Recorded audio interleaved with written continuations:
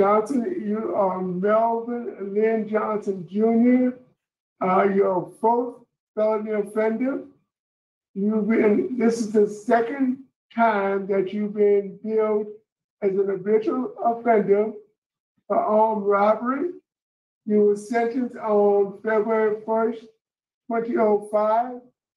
You received a 70-year sentence, and your parole date is December 31st, 2022. You're not eligible for good time, and your full term date is December 29th, 2072. Is that information correct? Yes. Now, Mr. Johnson, I'm going to allow Warden Goodwin to make a statement before I start. And he's going to tell us about things that happened this weekend. Thank you, Mr. Roche. I'm not, I know Melvin got a write-up this weekend as far as Rule 3 defiance from Captain Savage, I believe. It happened right after visitation or during visitation or something like that. I was late for visitation and I got written up for It that. was during the visitation process, and I haven't seen the write-up, Mr. Roche. I know he got placed in segregation on Saturday, investigative segregation. He has not had his hearing yet before the due process disciplinary committee yet. That's scheduled, docketed for today, but he's up here for his parole board hearing today. So he is currently in investigative segregation pending the outcome of a rule violation report for Rule 3 defiance. Now, Mr. Johnson, I'm going to make this clear to you. We're going to have this hearing today, but we're not going to consider the disciplinary write-up, number 3 for defiance that occurred this weekend. That will not be a part of this hearing. It will not be considered. Do you understand? Yes. Now, Mr. Johnson, your case has been assigned to me, and I'm going to read some information, and you tell me if this information is correct or not. And by the way, happy birthday. Tomorrow is your 53rd birthday, am I correct? Yes. Thank you. Mr. Johnson, you are a fourth felony offender, approximately 18 or 19 adult arrests, an extensive criminal history, a history of violent offenses. Tell me about the programs that you completed in the last 20 years. What programs have you completed? Anger management, victim awareness, substance abuse. At the stated moment, I mean, I was in reentry. I go to a lot of Bible, a lot of biblical study I've done. Dr. Tony Evans in Dallas, and have you taken 100 hours pre-release? excuse me? Have you taken? I've just started recently, pre-release. Okay. What is your job at the facility? Helping others try to get themselves together. They don't have a field line at the time. What is your job? They don't have the field line at the time, so I just pretty much try to assist other people with their legal problems, you know. Okay. Okay. Now, let me inform you that you have a lot of opposition to your early release. The judge is opposed. The DA's office is adamantly opposed and submitted a statement in opposition. The sheriff's office is opposed. The chief of police is opposed. According to my record, you don't have a GED, and tell me why you don't have a GED. Well, in all honesty, I just, with June 15th, I enlisted to get a GED. I just haven't been called to school. But throughout my incarceration time, I've been fighting. I've just been fighting to get my problem dealt with, and that's dealing with this courthouse, in all honesty.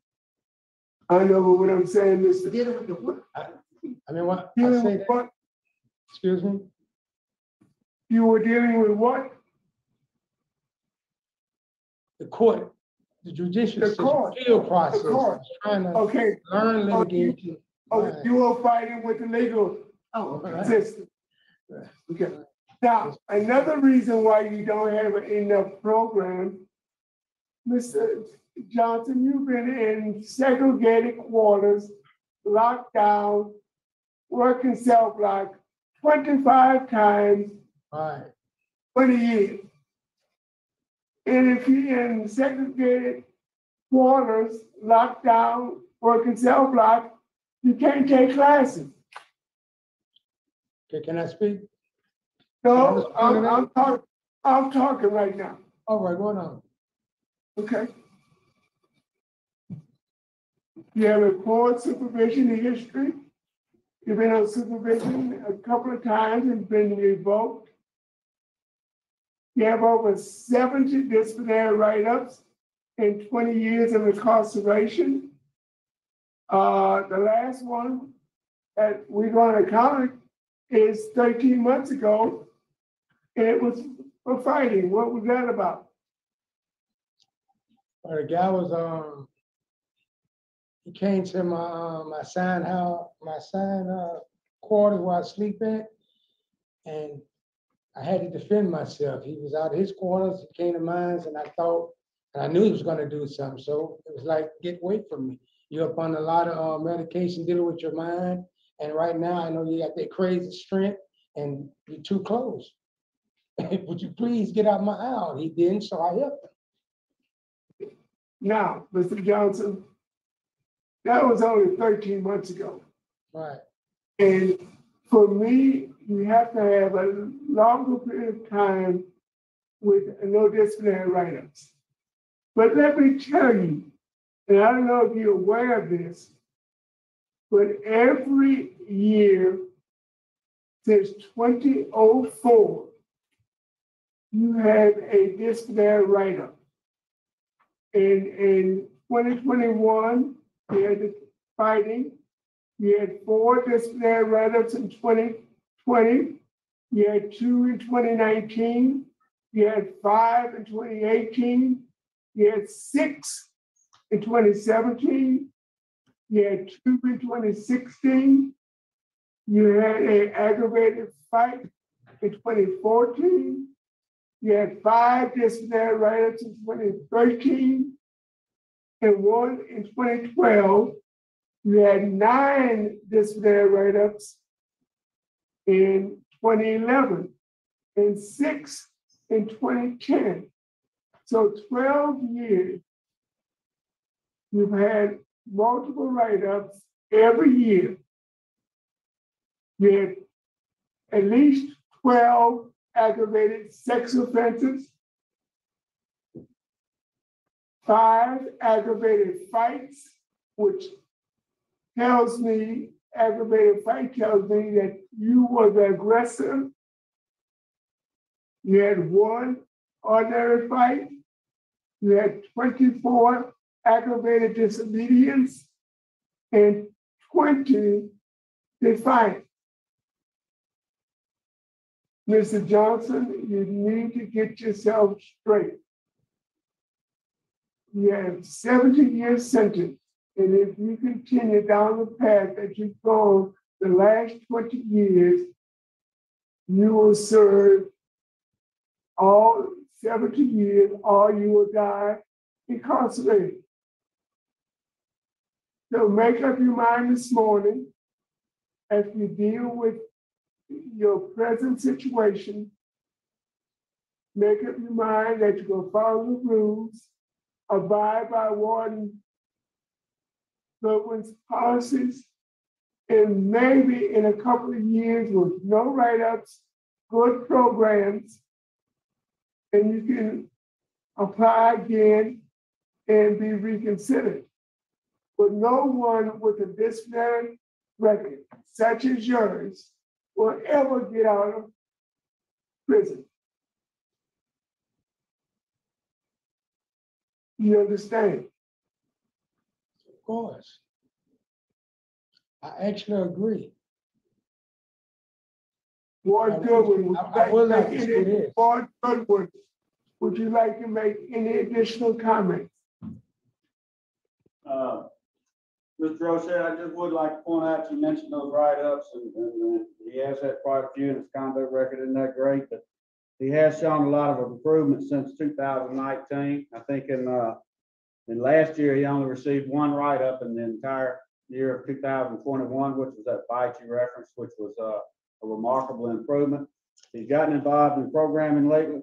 He completed the Cage Your Age program in May of this year, and he's currently enrolled in victim awareness, substance abuse, and our pre-release reentry 100-hour pre-release program, and he's currently enrolled in those things. So I would like to point out that his record has shown a good improvement over the last couple of years versus his previous incarceration. He's only been away about 5 years now, and he has requested, like he said, he's requested to start school as well. So he's going to be working on his educational high school diploma. He's going to be trying to get that over the next period of time. So he has shown improvement over the last couple of years. I just like to point that out.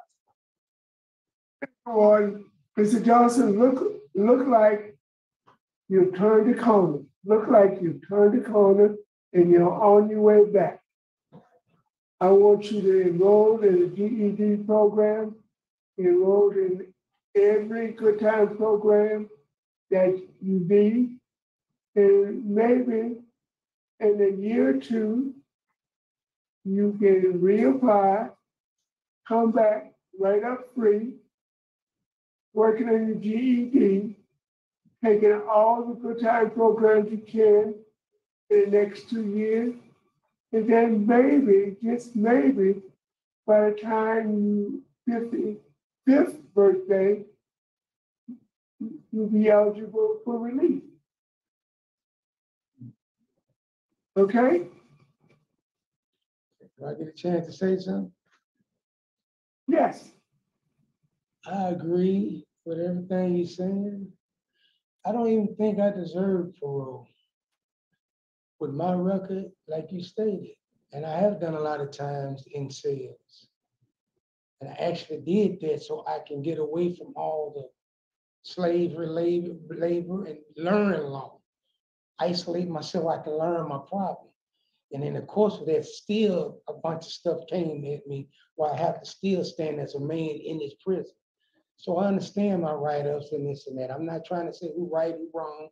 I understand I don't deserve this parole here. But I will say this here. It's hard, or harder than you might have can imagine with my past, with the mindset a person would automatically have just knowing about my past or what they perceive as my demeanor is supposed to be about. You know, yeah, I might have a negative energy, but at the same time, I'm tired. I came in here, I did so many years back to back to back doing time, and I'm tired. But I'm mad at me, not nobody else. I'm mad at me. You know, I'm not mad at security. I'm not mad at inmates. I'm mad at me because I kept putting myself in this place to where somebody can tell me how loud I can talk, when I can eat, when I can take a shower. I've done this. So I can respect being denied. I can respect not being ready. But at the same token, do I really get a fair shot at being ready? I mean, just think, will I really just volunteer to be locked up 2 days before my hearing? I mean, my record, yeah. But me just talking to you now, did that really make sense? 2 days, it's up on investigation, nothing has been ruled, and it's not important. But 2 days before my hearing, after a whole year of filing it without a write-up, out of 20 years, filing certificates out of 20 years, 1 year, I finally got in things in order, and 2 days before my hearing, I lose it. And so this gonna start off that other 1 to 2 years that you're speaking about. This gonna start that off with this right up on down because it is what it is. They said what it is, so be it. So I'm finna start this cycle all over again where I'm the bad guy. I'm not finna get back in re-entry. They're not finna put me in no school. Be over there playing this prison game again, and you lose. That's the true essence of everything. But I thank you for allowing me to come anyway, in spite of all this handcuffs and all. I thank you, and I appreciate. I didn't know my record was that messed up, but it is. You know, it's been 20 years. I want to keep in tab. All I know is that if something came to me, especially in Angola, you either deal with it, it's gonna deal with you. Here, and even though I was here 30 plus years ago, this place have actually changed. And when I finally made it to population, because when I got shipped, I was trying to get back there and go. And that's sad because I'm from Shreveport, right down the street. But I was trying to get back there and go because I didn't understand this place. And now that I finally got to dormitory and got to really chance to just look at things, like I told Ms. Wells and Ms. Robinson, the setup kind of makes sense now. It can help you get back in a better way and better yourself. It do. But I know I'm not ready. So maybe the next round, if I so happen to make it back to dormitory in time, and you know, we'll see then. But I thank y'all for y'all time, and I'm not in denial of nothing. If I was on the board in one of y'all seats, I wouldn't give it to me. So it is what it is. Mr. Johnson, I really, really understand exactly where you're coming from. And I appreciate your statement, but your main objective is to be released and to go out and live a productive life and be an asset to your community. And the only way that you can do that is follow the directions of Warden Goodwin and his staff. Do as much as you can. Get into good time programs, and Warden Goodwin is getting into those programs, getting 100 hours pre-release. You're taking some programs, he's lining some programs up for you. Even if you don't complete the GED, by the next time we see you, you need to start on the GED. So when you are released, you'll have a GED and your employment opportunities will be enhanced because you have that GED. So I really want you to be successful. And the only way that you're going to do that is stay away from negative situations and write-ups and take as many classes as you can. And hopefully, as I said before, by your 55th birthday, things will change and you'll get a favorable result from the pardon of the parole board. If you need help, I'm almost sure Warden Goodwin and the staff will assist you. Just take advantage of everything that's afforded to you. I know it's a negative situation, but you have to take the lemon and make some lemonade. Okay? All right. Thank you, sir. Ms. Wise, Mr. Freeman. Would you like to make a brief statement, Mr. Johnson?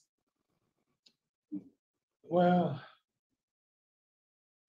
I want to thank you for telling me happy birthday, and that I'm getting old. I'm tired of getting old for nothing.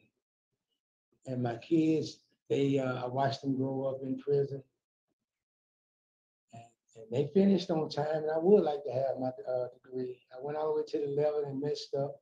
I would like to have my degree. And my parents, they're trying to stay alive just to see me out, and that means a lot.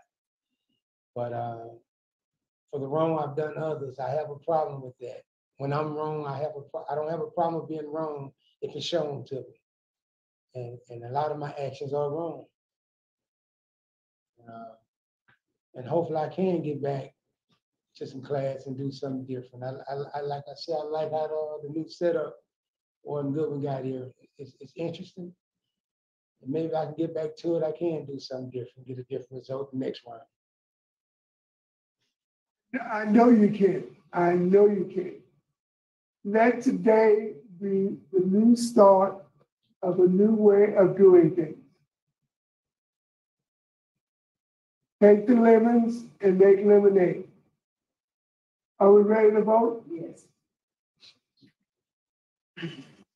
Mr. Johnson, based upon opposition from law enforcement and the rest of the community, our legal community, and a general disciplinary conduct that's unacceptable, I deny your request. Ms. Wise. Mr. Johnson, I too wish you happy birthday. I put it on the top of my notes when I was reviewing your file last night. I believe you when you said you're tired. I believe you.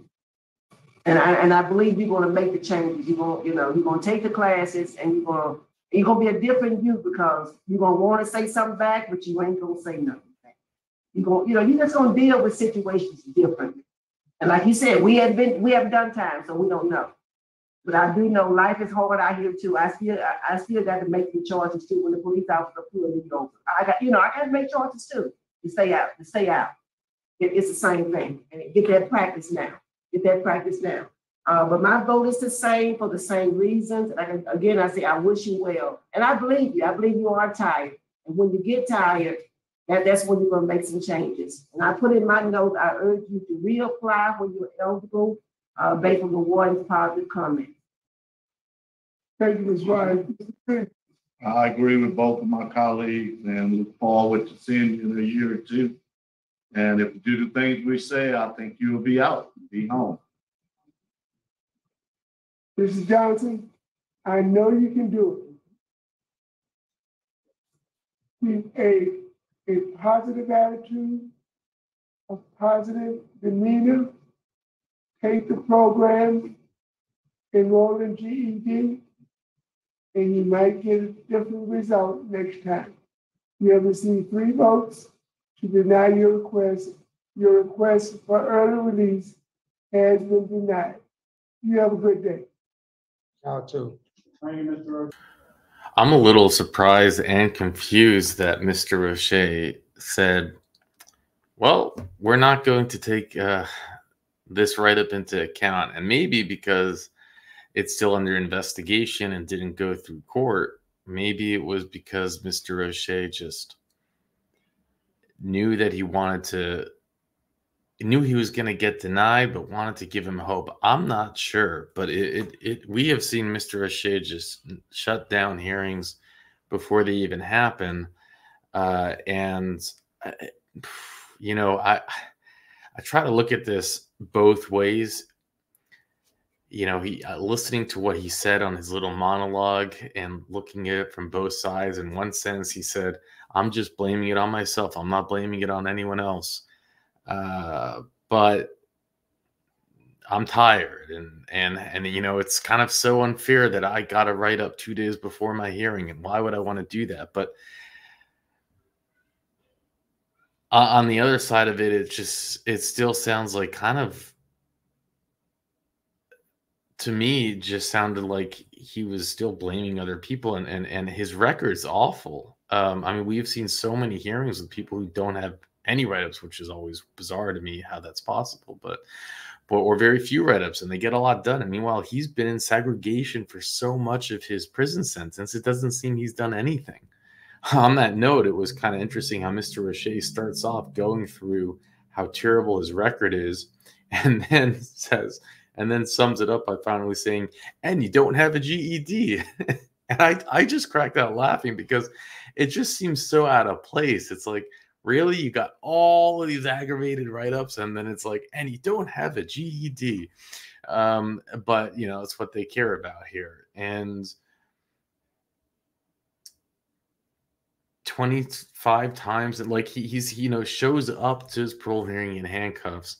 He has he says that he actually goes on a monologue about how he intentionally goes into segregating part of the prison so that he doesn't have to involve himself in what were the exact words that he used?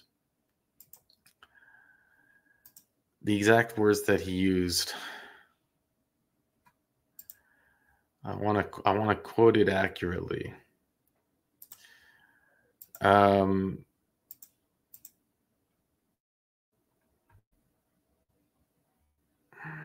I put myself in isolation. Intentionally to get away from all that slave-related labor. Now, we have seen other people write about this, and it is worth talking about. But that inmates are sent into these prisons and paid like a few cents an hour to work, but at the same time, they are getting sentenced to hard labor, and it's certainly not the hard labor that probably was happening 100 years ago at Angola. But I can't imagine how what are you supposed to do? You're going to get sentenced to Angola and then just sit around and watch TV and not I don't understand what the expectation is. And the idea that he would say that at his parole hearing that he intentionally gets locked up so he doesn't need to work. And Mr. O'Shea actually answers, I totally understand where you're coming from, was a surprise to me. I'm surprised he didn't get, I could have seen very easily that him getting reprimanded by the board. I really could have. So a little caught off guard. And he's still locked up. This hearing happened in September 2022. And they kept saying by your 55th birthday, maybe you can get out. And he's 54. He would have recently turned 54 is my understanding. So he's got like another year. We'll see him up for parole maybe in the next few months, assuming he hasn't had any other write-ups. But I couldn't imagine him actually getting out and being successful. It didn't seem that he's done anything right. Frankly, the whole hearing was a little shocking to me. Anyways, enough of my blabbering. Let's talk about his crime in 2002. So shortly before 10 a.m. on December 31st, the House of Brass, a clothing and jewelry store in Shreveport, was robbed by a masked individual who was carrying a shotgun and wearing dark clothing. Cheryl Pollard, a store employee, testified that she was near the front of the store when she looked up and saw a person wearing a mask like the one used in the movie Scream. Are you serious? We see that in movies, and I'm sorry, but you're going to go into a store wearing a Scream mask, all black, and carrying a shotgun. Yeah, because it's not scary enough that you would wear maybe a regular mask. It's not scary enough that you have a shotgun. I mean, this is. The individual pointed a shotgun at her face and told her to cooperate so that no one would get hurt. The more I read this, the more angry I get at how his parole hearing went. He then ordered Pollard and the two other employees to face the wall. The robber demanded money, and Pollard handed him an amount of approximately $180 to $190 in the cash register. Wow, great score, man. At that point, a female customer entered the store, and the assailant ordered her to get down. When the customer hesitated, the assailant hit her with his elbow. Yeah. I mean, and look at the guy's prison record. I really am surprised that they would even but I guess because he served so much of his sentence. No, he has a long sentence. I don't know. It was a bizarre hearing to me. The robber then told Pollard that he wanted more money, and she went to the cash register in another part of the store, but he could not open the cash drawer. She ran towards the back of the store and left the building with 3 other employees. They ran next door to call 911. At trial, Pollard identified the mask and shotgun as items used during the robbery. A co-worker, Beverly Martin, testified that when she heard the robber yelling, she ran to the back of the store and told another employee to call the police. Martin said Pollard, who ran to the back area, was hysterical and was concerned about getting more money for the robber to keep him from killing anyone. Martin said that she told the others they should leave and that the police were driving up as they went next door. Stephanie Woods, the store manager, testified that she was in the accountant's office near the back of the store when she heard a male yelling and demanding money. Woods stated that the accountant called 911 and that they waited inside several minutes until the police arrived. Woods testified that the store opened every morning with $200 in the cash register. Michael, an officer with the Shreveport Police Department, testified that he and other officers arrived at the scene of the robbery within 2 to 3 minutes and set up a perimeter around the store. Wow, great reaction time. Acting on information from Detective Oyster, the robber had just gone over the cinder block wall approximately 75 feet behind the store. Gerber climbed the top of the wall and looked over. He saw a black man lying on the ground wearing a black coat and holding a shotgun by his side.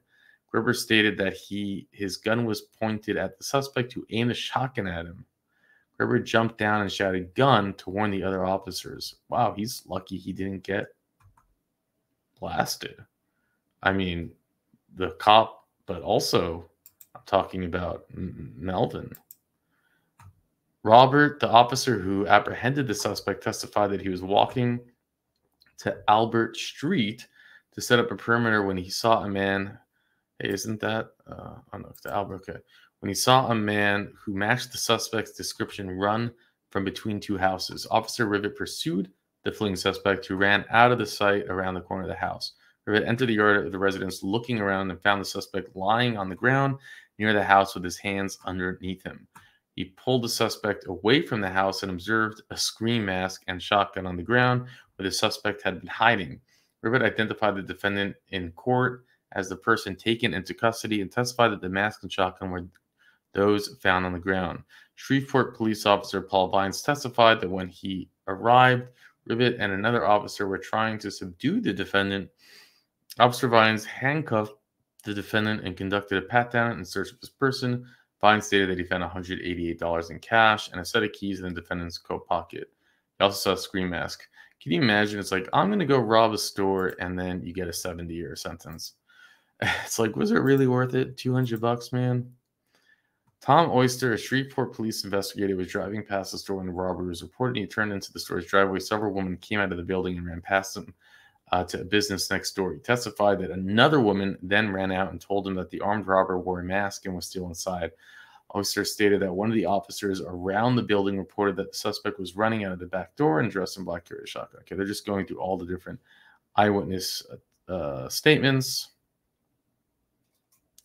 This was done at like 9 in the morning. Imagine you show up to work, and then a guy in a scream mask and a shotgun. It's just, it's like, come on, man. Did they even talk about this crime? I don't think they did, right? They never said, what did he do? Why did he do it? It was simply around his record and what he can do to do better in prison. And really one of the worst, I think one of the worst records we've heard. I don't know why they were being so you know, I mean, it's not a bad strategy to be nice, but it wasn't, I didn't hear that they were actually reprimanding him. It was more like, I understand.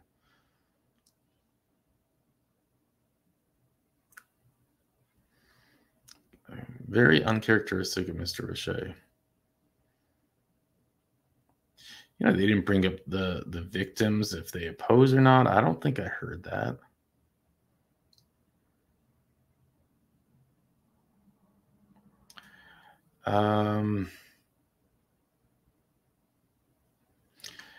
Okay, the judge weighed the credibility of the witnesses and valuability of the evidence. The jury heard the defendant was apprehended within 9 minutes of the robbery in close proximity to the scene.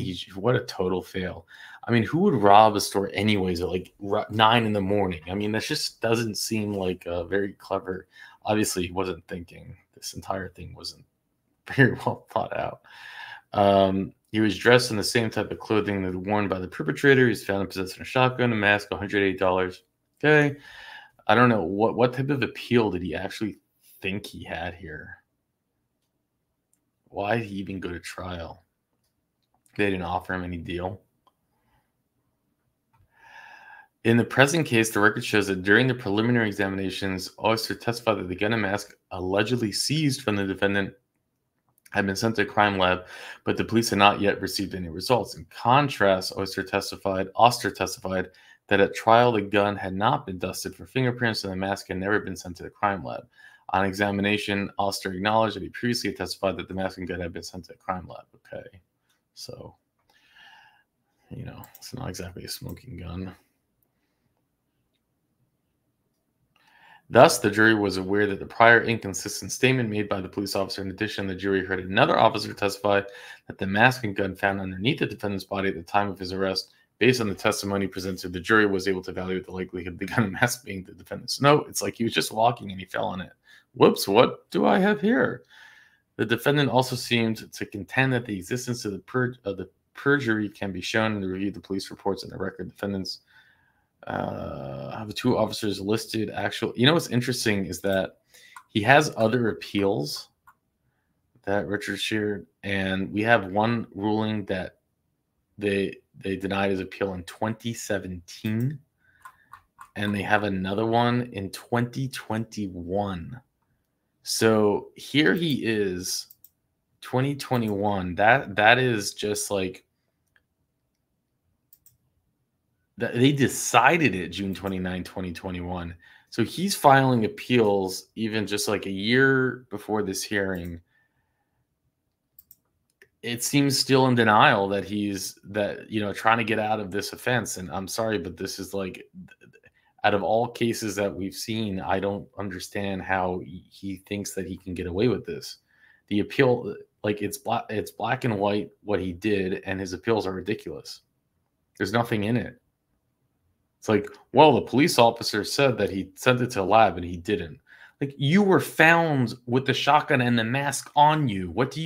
How can you explain that? So I think there's something wrong with him, not that we needed, it's like we saw enough at this hearing, but he's still like blaming everyone else, which is just, it's like, I think we've heard Miss Y say this.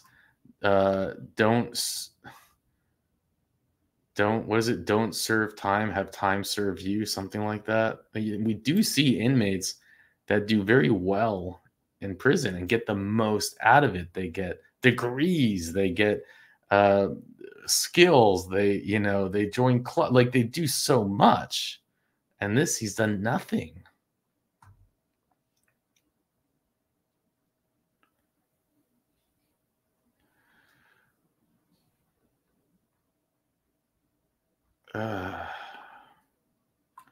Conclusion: for the foregoing reasons, the defendant's armed robbery conviction is affirmed.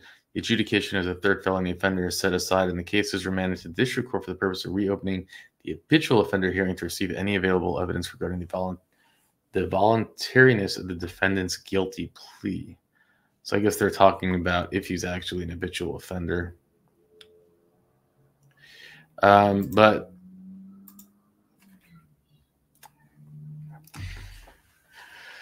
not to be a broken record, I was again quite confused about how this case went, but we'll see. Let's see if he actually can stay out of trouble, or if he's, when we have the hearing, we'll play it here. It'll be under the playlist, the return of. That's what the playlist is called, the return of. So when someone comes back for any given reason, and with that, I'll let you go.